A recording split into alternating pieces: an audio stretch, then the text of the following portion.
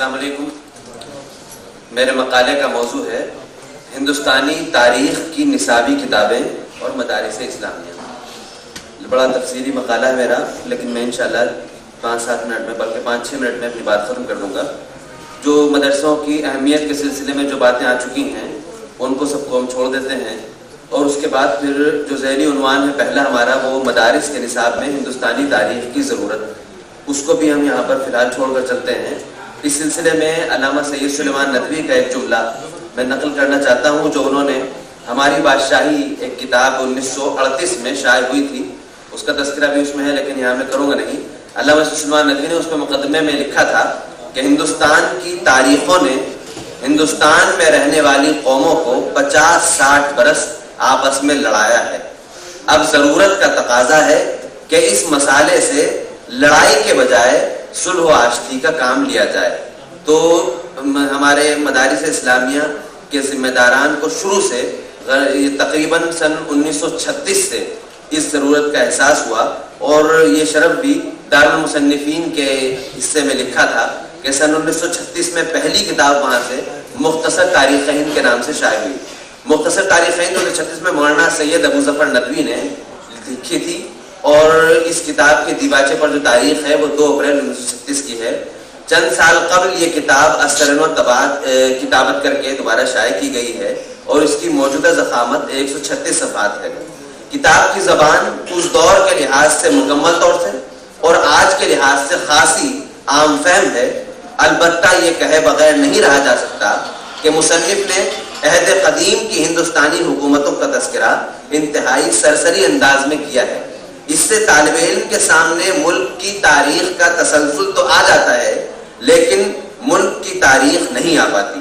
حالانکہ ہندوستانی تاریخ کے عہد قدیم کو اچھی طرح سمجھے بغیر اس ملک کی مٹی، اس کے اوصاف و خصائص کو نہیں سمجھا جا سکتا. 2015 میں جب کتاب کی طبع جدید کی نوبت آئی تو بہت بہتر ہوتا کہ قلمی کتابت سے مشینی کتابت تک منتقلی سے آگے بڑھ کر اس کتاب کو پوری طرح نصابی شکل دے دی جاتی. اس کے بعد پھر دارالمصنفین ہی سے دوسری کتاب ہماری بادشاہی آئی ہے، جو مکمل اصل تو اسلامی تاریخ پر ہے لیکن اس کا ایک بڑا حصہ ہندوستانی تاریخ پر ہے. اس کو ہم یہاں پہ چھوڑ کے چل رہے ہیں. تیسری کتاب دارالمصنفین ہی کی ہے جو مولانا عبدالسلام قدوائی ندوی ہی کی لکھی ہوئی ہے، وہ ہے ہندوستان کی کہانی.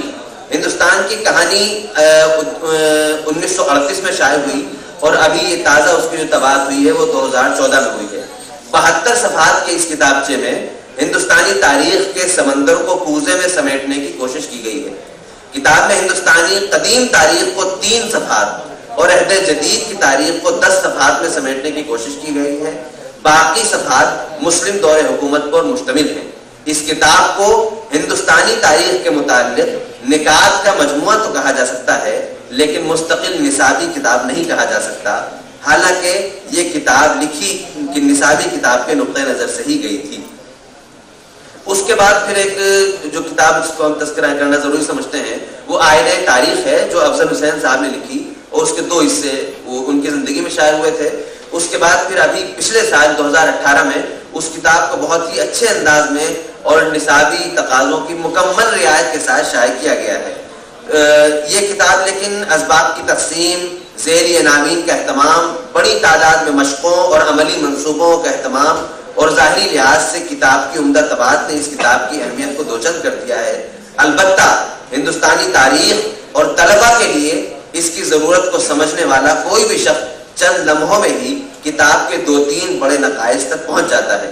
اس کے بعد پھر کتاب کا اس کا پوری تجزیہ کیا گیا ہے.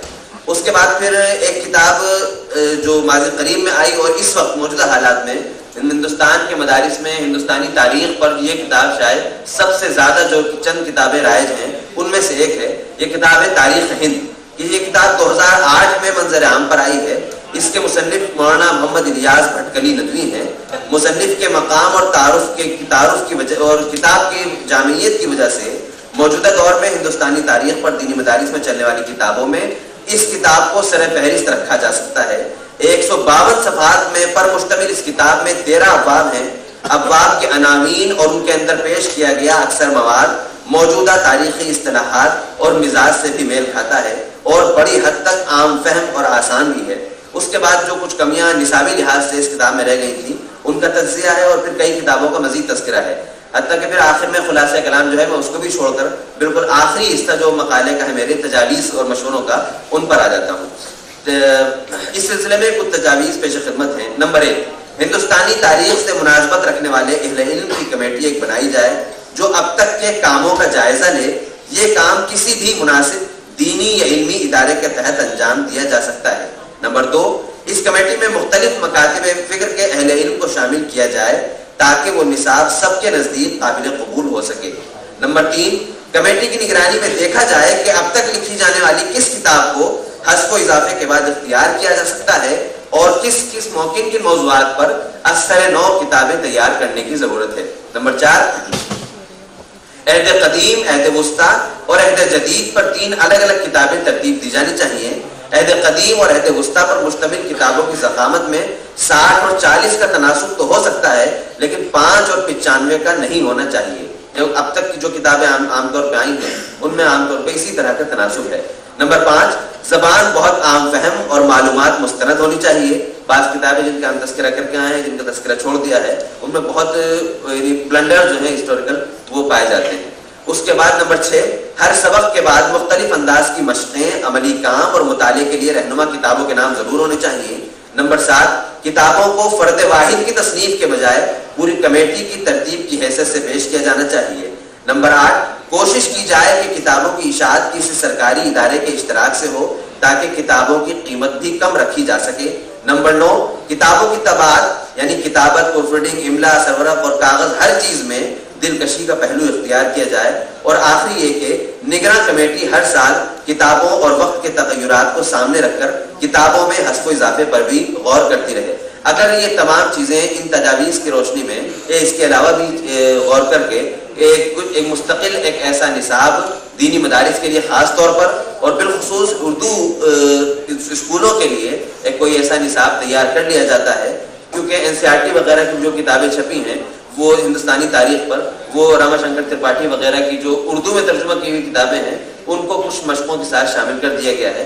لہٰذا بہتر ہوگا کہ اگر کوئی ایسا اقدام کیا جاتا ہے تو یہ خلا ہندوستانی تاریخ کی نصابی کتابوں کا جو خلا ہے وہ بآسانی پر ہو سکے گا۔ شکریہ، السلام علیکم۔